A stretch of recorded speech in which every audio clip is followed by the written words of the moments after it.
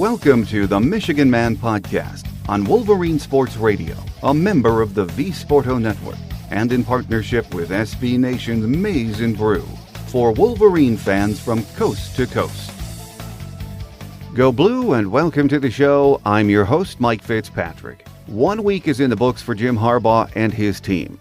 Not that there is a news blackout surrounding the team's practices, but it's all business right now and very little media access, at least for the next few weeks. On today's Game Day segment, we'll be joined by one of Jim's old teammates and good friend, former Michigan great Jamie Morris. First, a few news and notes to get us started. No injury news to report, which is always good. Don Brown told beat writers on Monday he's not worried about the youth on the defense. He said, "We'll do what we always do, be aggressive and attack." Coach Brown added that the race at cornerback is fierce. He said there are 7 players in the mix for the 2 starting spots, and he likes all 7 of them. Tim Drevno told the beat writers on Monday he is excited about his offensive line. He hopes the improved athleticism will offset the inexperience of the group. He didn't mention anything about a starting rotation, but said he liked the flexibility senior Mason Cole gives him. Drevno said he's not sure where Cole will line up, but he can play any position on that offensive line. More than most, Jamie Morris has a good idea of how Jim Harbaugh thinks and the direction he is headed with Michigan football. He played with Jim, and they are still close friends. Jamie thinks Jim Harbaugh has the program primed for success. He hopes it's this year, but is certain even better days are soon ahead for our Maize and Blue. Michigan great Jamie Morris is up next on Game Day, here on the Michigan Man on Wolverine Sports Radio, a member of the V-Sporto Network, and in partnership with SB Nation's Maize and Brew.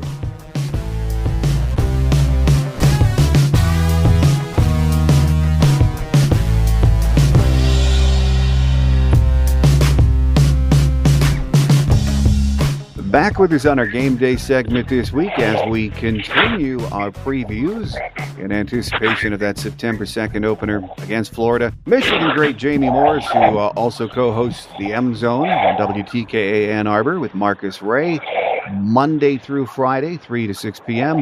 Jamie, great to have you back with us. Thanks, Mike. It's great to be back. And now I know it's football season when I'm on with you. We're just wrapping up week 1 of practice, Jamie. A lot of competition, as we know, going on. Well, we're not seeing any of it, but, as a former player that sweated through 2-a-days, back in the day with Bo, do you like these new NCAA rules of 1 practice a day and 1 day off during the week? I think it's great for the kids. I guess I think studies have shown that it's better for the body. It's better for the kids. You can have longer practices, but, you don't have to have 2-a-days. And, studies have shown that it's better for the body, so why not? Yeah, one of the things I thought was interesting when the NCAA came down with the ruling is they said exactly that. These kids today are already in great shape as opposed to 20, 25, 30 years ago. And then they said no need for double sessions or triple sessions. And I thought to myself, who in the world ever had triple sessions? Did you ever know of any school that did that? I know that Frank Kush, God bless his soul, may he rest in peace, at Arizona State, I've heard the rumors that Frank Kush conducted three a days, and I'm sure there were other coaches that thought the harder you work, the better you will be in shape for fall football, for the football season. So that's the old adage, we worked hard, and Bo used to tell us it's not hot enough, we got to work even harder. So those are the things, the old football mind, we got to work harder. We got to drive ourselves, and we pray for a very hot and sunny day because it makes us better as the season continues. Well, of course, as we've said, that's in the history books, and here we are, Jamie, year 3 of Jim Harbaugh as head coach, and I think we all have to admit it's been quite a ride so far. As a former teammate of his and, of course, a friend, talk about the impact he has had on the face of Michigan football in your eyes in just 2 short years. Jim's had a tremendous effect, not only just Michigan football, but the university itself. I mean, as you can remember, a couple years before Jim had gotten here, Michigan football is gone. It was irrelevant, and we weren't known on the national scene, if you can believe that or not. And when Jim Harbaugh got here, He was a coach known throughout the land. I mean, he did really well at Stanford, did really well in the NFL. And for us to get a chance, an opportunity, the planets had to line up in the right direction for us and everything like that. It was a match made in heaven for all of us. And to go 10 and to turn a team that went 5-7 into a 10-3 team was awesome. And then playing against a Florida team in the bowl game was even better. And then coming into a second year, having a team with the opportunity to compete for an opportunity to play in the Final Four, that's just tremendous. And we had every opportunity to complete that task. We weren't able to, but it just fuels the fire for this year's team. So this year's team had an opportunity to go with this team that had all the experience, Brady Hoke's players that were still left over. And now Jim did a tremendous job in recruiting. And I think you're going to see the fruits of his labor this year. Well, as we said, we've just wrapped up week 1 of practice, and it seems like everyone's focus from a fan and a media perspective anyway is on that battle for quarterback. I think a lot of fans have heard Jim say it's a 3-way tie heading into camp, but I think a lot of fans still think, no, it's Wilton's job. But, when you listen to Jim, Jamie, and you know him, I don't think he's kidding. He's going to roll out the best player that gives Michigan the best chance to win, even if he doesn't have the experience, isn't he? He is. And you know what, Jim Harbaugh, I think he's taken a little page from Bo Schembechler. I think he's taken a page from Ted Marchibroda. I think he's taken a page from Coach Ditka. I think he wants the best player on that field. And if Wilton Speight is the incumbent. So that means Wilton Speight has to work that much harder. And for him to work harder, he will be the starter if he works that much harder. But he wants to have a quarterback battle to see who the best player is. Now, Brandon Peters came on like a wildfly, but you expected that. He's a young man. He was one of Jim's first recruited quarterbacks that came in. And you expected that because Jim was going to bring in great quarterbacks, and he continues to do it each year. So you're going to see quarterback competitions going on all the time. But that being said, Wilton Speight, that's his position. He's got to man up and own his position. So it's a quarterback battle, and I think Coach Harbaugh loves it because he's a quarterback himself at heart. So he enjoys what's going to go on there. And like you said, Mike, he's going to go with the best man to give Michigan the best opportunity to win. Well, we'll let that work out. As Jim said at media days, 8 to 15 practices, he will know who that guy is going to be, so we wait and see. Let's, though, talk about the guys competing at your old position, Jamie, running back, starting with Chris Evans, who had a really nice freshman year, a big spring. What do you like about this kid? I like his elusiveness. I like what he does with his feet. His hands are incredible. He can catch the ball out of the backfield. And he's improved his blocking. The biggest thing about a running back at Michigan now, you got to be able to pass block. You got to be able to pick up the blitzes. You got to be smart, and you got to keep your head on a swivel. So that being said, Chris Evans possesses all of the things I just said. So it's going to be hard for him to lose that position.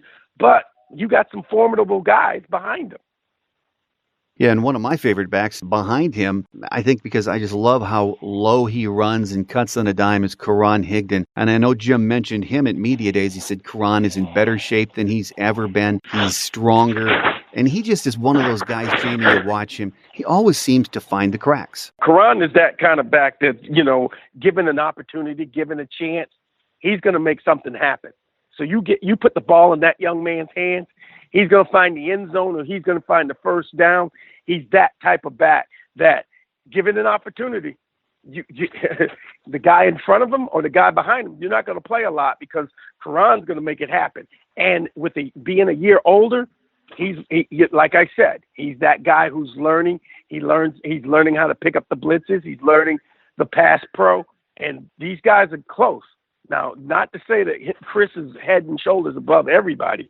I'm saying these guys are real close, and it's going to be a battle. Well, Ty Isaac's in that battle. He started to come on strong last year and had a nice spring. And Jamie, he has that a rare combination of size and speed that you don't find too often, do you? No, you don't. And that's the kind of back that Jim had at Stanford at one time. And Jim likes this guy. And now he's gotten older. He's mature. He understands what Coach Harbaugh is expecting of him. He knows what these coaches want him to do. And it's like the backs always turn to him. If there's a question, all the younger backs, all the freshmen and sophomores are turning to him and asking him questions, and he's giving the answers to them. He's helping them study. He's showing them the habits. Don't do the things that I did when I first got here. Do it this way, and you'll get your opportunity. Kareem Walker is a kid that was one of the best backs in the country coming out of high school. Spent last year, of course, early getting his academics in order. So he was a bit behind from the get-go. Had a big bowl practice period where everyone said he looked great. From what you've seen of Kareem, Jamie, do you think he has that potential to be that big-time back we thought he was coming out of high school? Oh, without a doubt. Kareem Walker's got a great opportunity to turn it out. I mean, the best thing about finding out about players is when the defensive players, the starting defensive players, start talking about them. That's how we found about Chris Evans last year. It was the defensive players that came out and said, "Oh, you got to watch this guy, Chris Evans. He's going to be great. He's going to do this." That's what they're doing about Kareem Walker. They're talking about how hard he works, how hard he's doing things. Now that he's got his feet on the ground, as I call it, I think it was a great year for him to redshirt, get himself up to speed from an academic standpoint. But now he feels that he's at home. He feels like it's great for him. Now he can excel. So given an opportunity, all a running back asks is an opportunity. Given an opportunity, Kareem Walker could be one of the great ones at Michigan. You ran behind, as we all know, a pretty darn good offensive line during your days at Michigan. And you know better than us, as good as your backs are, it all starts and ends in the trenches. Lots of young guys playing up there this season, Jamie, but we have to have improvement from that group, don't we? That's the most important thing. If for your quarterback, for your running backs to excel, you've got to have the guys up front, and they've got to be able to do the job up front. We got to be able to run the ball. Most importantly, on top of everything, to make this offense go, we got to be able to grind it out sometimes. We got to be able to grind the clock out. We got to be able to get a first down when we need it on the ground. And you know what, like you said, we have a very young offensive line, but we've got some veterans in there that sprinkle out a little bit. You got Mason Cole, you got Kugler at center. So you got some guys that can show these guys how to get there. And I like the youth that we have, because these guys, they're no nonsense type of guys. They got attitude. They got that mean streak that comes down them. They can turn it off and turn it on. And you know what? They're willing to block anybody in front of them. So you got a great addition to the offensive line from the coaching staff in Greg Fry. And Greg Fry developed All Americans wherever he goes. So you got to be excited about that. I think a lot of people forget he was on Rich Rodriguez's staff a couple of years when Rich was here too. And you can see he wanted to come back here. He called Jim Harbaugh himself. He wanted to come here, and Jim Harbaugh made it happen because he's seen what that young man, what Greg Fry could do at Indiana. Yeah, unquestionably a great coach. If you're a pessimist, I'm sure you say inexperience at wide receiver is a concern. If you're an optimist like me, you say, hey, we're young and we're hungry. This group of receivers, Jamie, is as deep and as talented, at least on paper, as we have seen in a long time around these parts, isn't it? Mike, you hit it right on the second thing you said. This team, this wide receiving core that we have may be young, but they can get it done. They can stretch a field. They can bend the field any way they want. They can get upfield. They can come across the defense at any time. So they're young, and once they get their feet on the ground, they're ready to go. And the greatest thing for them, some of them had the opportunity to practice in spring ball. So they're up. They got a chance to play. They got a chance to go against the bigger guys. You know, nowadays, you're not afraid when you come out of high school, and the kind of players that Jim is bringing in, they're not afraid to play against these guys that have already had a year, 2 years in college football. Like you said, this is an all-around sport now. You get ready each and every month, day, hour in the year. So these kids are ready to play. You got some young kids, but they're hungry to play. Yeah, listen to just this list of options that Coach Harbaugh has: Kakoa Crawford, Nate Johnson, Eddie McDoom, Grant Perry, Maurice Ways, Tariq Black, Nico Collins, Brad Hawkins, who I hear might switch over to defense eventually, but then Oliver Martin and Donovan Peoples-Jones.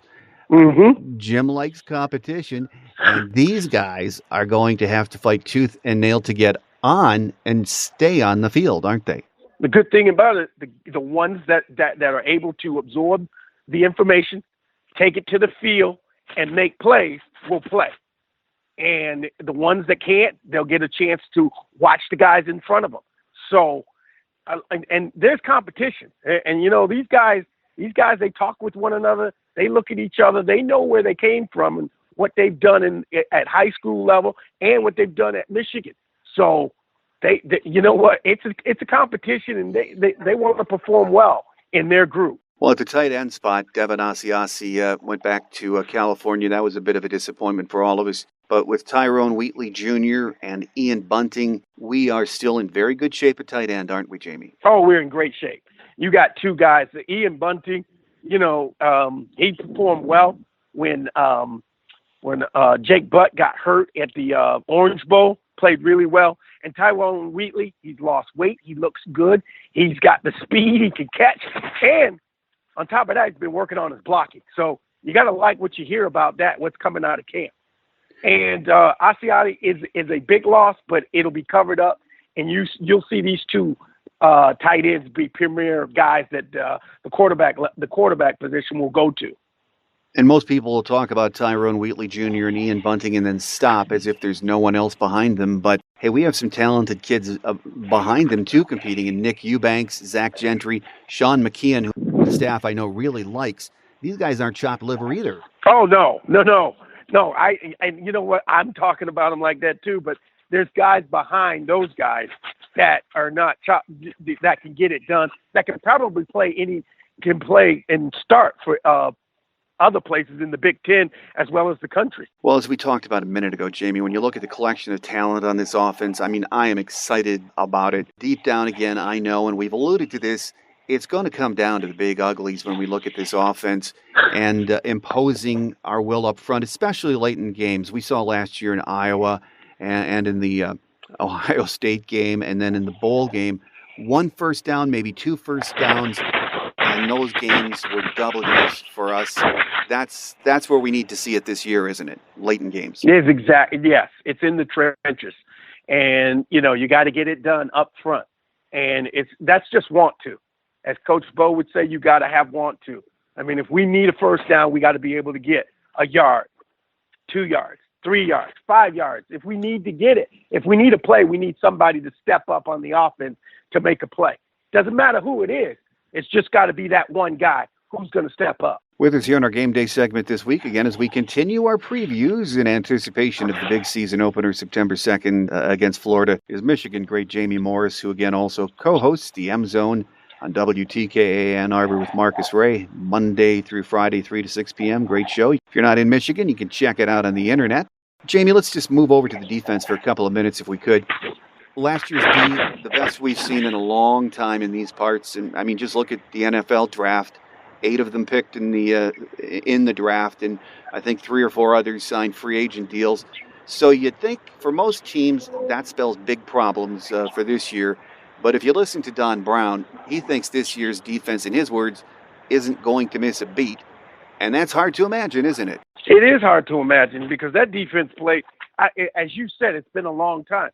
I'm going to say it's been a long time since the 97 team.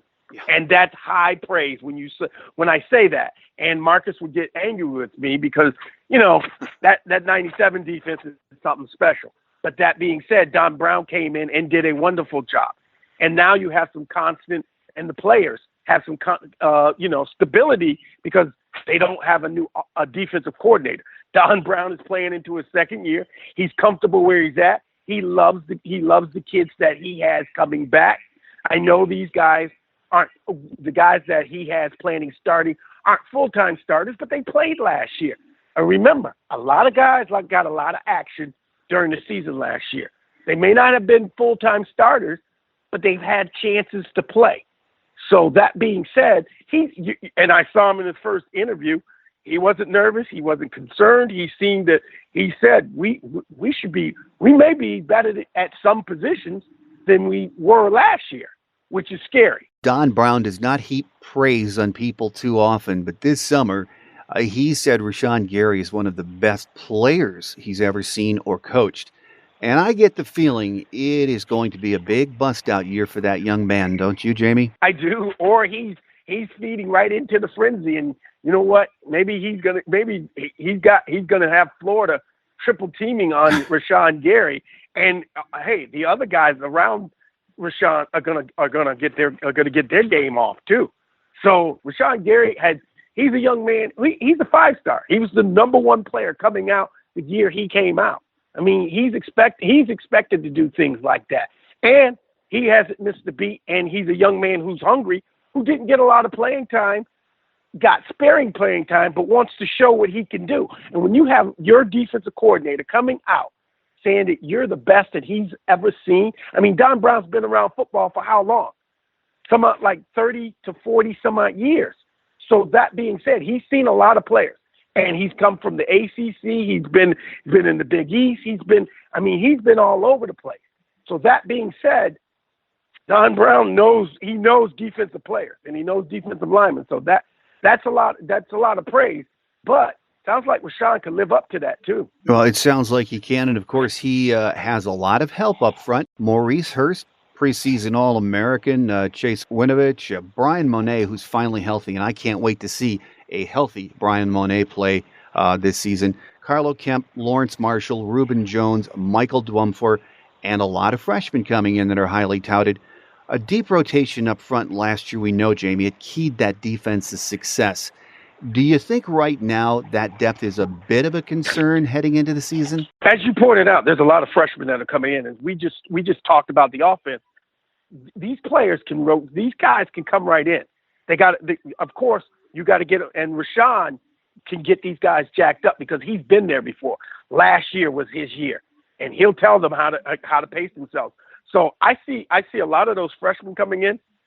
The young man Aubrey Solomon, I see him playing a lot. I see Hudson from coming out of Toledo area. He's going to play a lot. So I see some young kids that are going to get an opportunity to play, and they'll be part of that depth. Am I concerned about the depth? No, it's all it is a 3 and out. Then you get a chance to rest. 3 and out. Then you get another chance to rest. So, I mean, I'm sure that's what Don Brown is preaching. I'm sure that's what Coach Madison is preaching. We just got to get to the man who has the ball. Well, after the spring game, fans were somewhat bemoaning Wilton Spate's bad day. But I saw that game, too, and I thought, hey, maybe Devin Bush had more to do with that than Wilton having a bad game. That kid was living in the backfield. He just looks like a football player, Jamie. He's a kid who's been waiting. That's the kind of kid that got a little bit of time to play, but played special teams. Whenever he got a chance, he got his opportunity. He took advantage of it. So in the spring, he took advantage of his opportunity to show the coaches what he could do. With a year of growth, a chance to be in the weight room, a chance to watch the linebacker position being played at Michigan. And he loves the Don Brown defense, the way they move, the way they attack, the way they go after the ball carrier, the way they go after the passer. So he embodies that passion of Don Brown's defense, Michigan defense.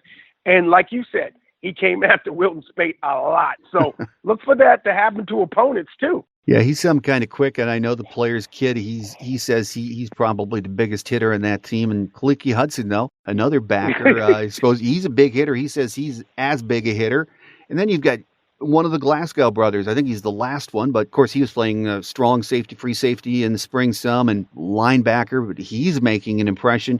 And we've got this big 6'6" linebacker Noah Furbush still around. So this is a pretty good group too, isn't it, Jamie? You're gonna like what you see in that starting 5 up front and everything like that, and in that linebacking core.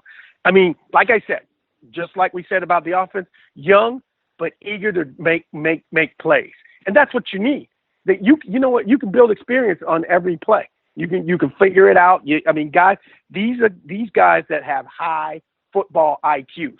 And the one thing about it is, when the coach tells you something to do, remember it, act, recoil, remember it, do the next play.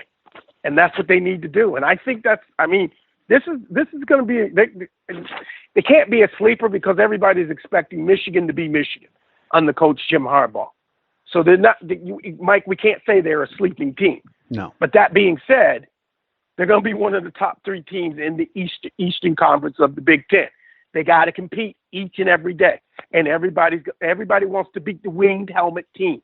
That being said, everybody's remembering the team last year, but they got to bring it this year, just like they did last year. Well, one of the areas that folks are concerned about that I talk to is the secondary, and no one's questioning the talent that we've got back there, just the experience. I mean, our secondary's gone. Some of the kids saw some action last year.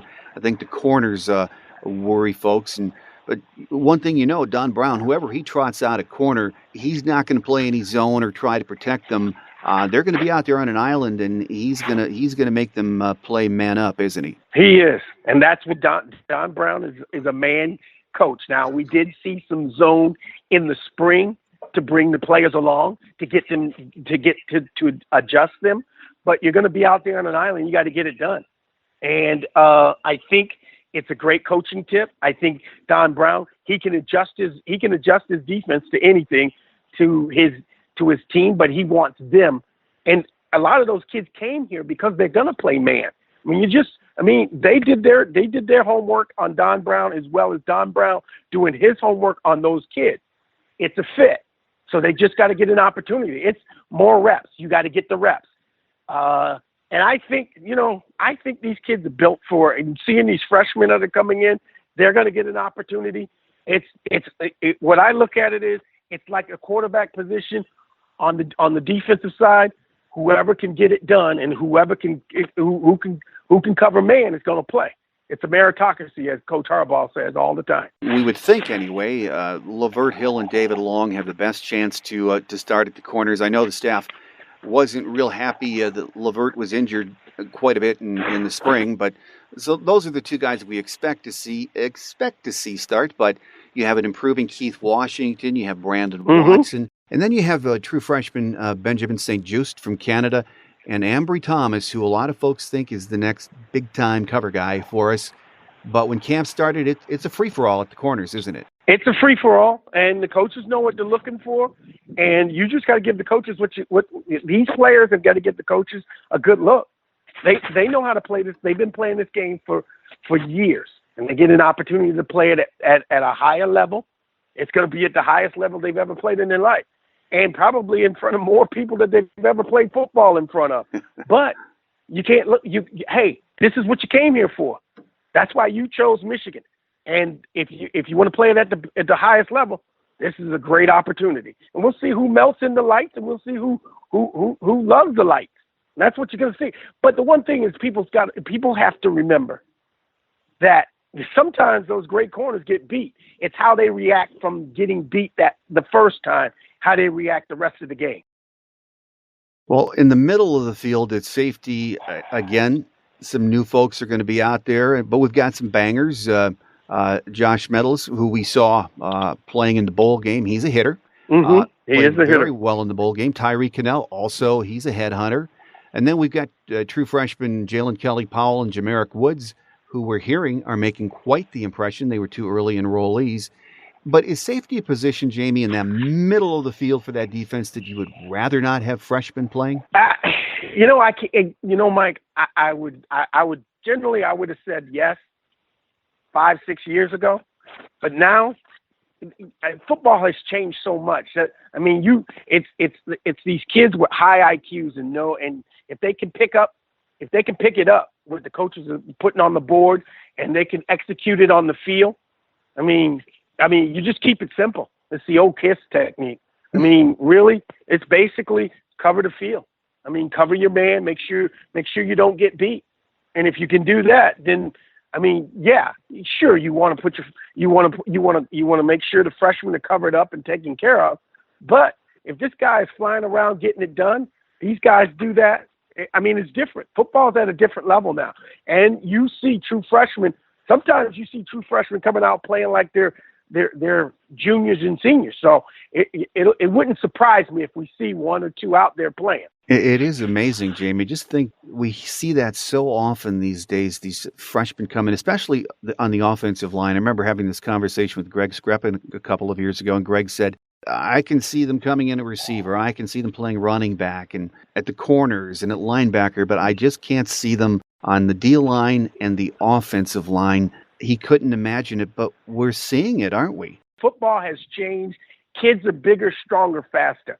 You know, when I played, they used to say it was a car accident. Now, when you see these kids play and they hit, it's two Mack trucks hitting each other all the time. So think about that, Mike. These kids are ready. It's taken away. And I don't know if it's good or bad, but what it's done is, as I said, it's 24/7, 365 days a year of guys preparing to be able to play on that field. Yeah, that's the big difference, isn't it? It is. It is. They're coming in huge.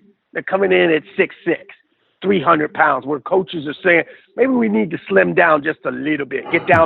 Let's get underneath the 300, you know? Final question for you, though, Jamie, and then we'll let you go. We all had expectations, probably many of us unrealistic ones, when Jim came back. He had a lot of work to do, but expectations as to how fast he could make this team a Big Ten contender, and yes, even a playoff team. In your opinion, and through your eyes, is he getting us there at about the pace you thought he would, or faster? I think he's a little ahead of the curve, Mike, right now. I didn't expect a 10-3 season 2 years ago. A little bit of disappointment last year because it was on me. I had higher aspirations because the expectations were out of this world. We saw a team coming back. I mean, but we brought in another quarterback. So with that being said, we have a returning quarterback, but we have a quarterback position that we're going to play the best player. That being said, we got a new offensive line. We have some new players that are coming on defense. So I think, but these players, I know that they're ready to play. They just got to play on a regular basis. So that being said, he's got us a little ahead of the curve. He's done a tremendous job in recruiting. We're not. And here's the thing: the old adage of we need to replenish our players. We're reloading now. I think we're into that mode of, and now the early modes of an Ohio State or an Alabama. I'm not saying we're like them right now. I'm saying we're in that mode right now. You're getting us all fired up, Jamie. 3 weeks to go, but I think you're right. We are headed in that direction, so it's going to be fun again this season. My guest today has been Michigan great Jamie Morris. Check Jamie out Monday through Friday in WTK Ann Arbor, where he co-hosts the M Zone with another Michigan big hitter, Marcus Ray. And, of course, if you're not in the southeastern Michigan, Ann Arbor, Detroit area, you can also check out the website and stream it live there or listen to the podcast version. So, as always, Jamie, a pleasure having you on the show, and we look forward to getting you back in the season and seeing what you think. Mike, I appreciate you bringing me on your show. I've enjoyed it for the past couple of years we've been doing this. I look forward to us speaking again. Hopefully, we're undefeated when you and I talk again. I like the sounds of that. So go Blue, Jamie. Go Blue, Mike. Thanks again. Quick Hits is up next as we wrap it up for another show here on The Michigan Man on Wolverine Sports Radio, a member of the V Sporto Network and in partnership with SB Nation's Maize and Brew.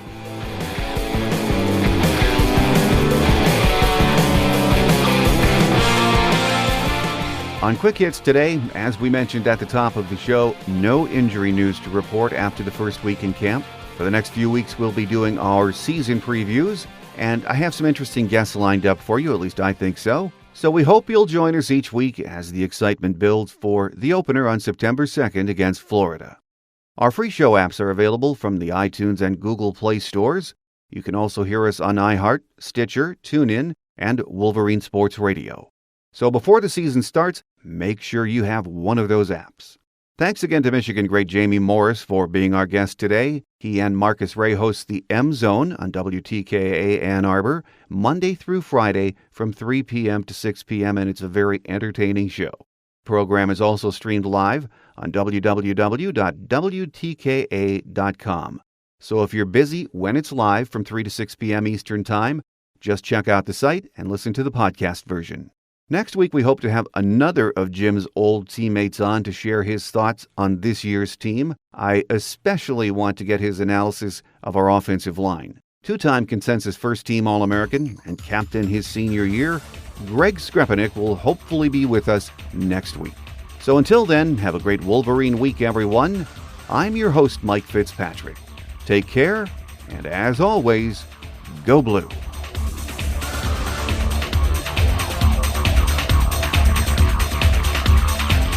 Thanks for joining us today on The Michigan Man, here on Wolverine Sports Radio, a member of the V Sporto Network, and in partnership with SB Nation's Maize and Brew. Our listener lines are open 24/7 for your calls at 313-263-4842. That's 313-263-4842. Or email us at themichiganmanpodcast@yahoo.com. That's themichiganmanpodcast@yahoo.com. The Michigan Man Podcast is produced at the studios of Robin Lynn Productions, Allen Park, Michigan, and is not affiliated with the University of Michigan. Go Blue!